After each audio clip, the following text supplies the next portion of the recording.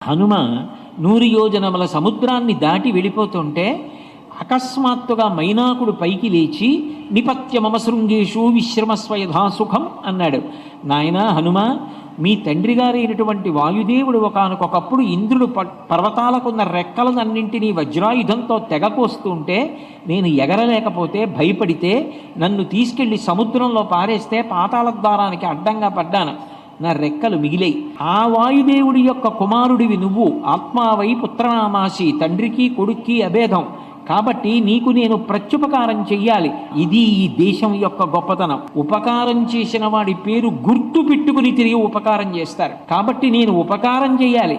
ఒక్కసారి నా కొండ శిఖరం మీద వాలవయ్యా, 4 పళ్ళు తినవయ్యా, కొద్దిగా తేనె తాగి వెళ్ళవయ్యా అంటే నేను బయలుదేరి వెళ్ళేటప్పుడు రామచంద్రమూర్తి చేతి బాణం ఎలా వెడుతుందో అలా వెడతానని ప్రతిజ్ఞ చేశాను. ఒక్క మహా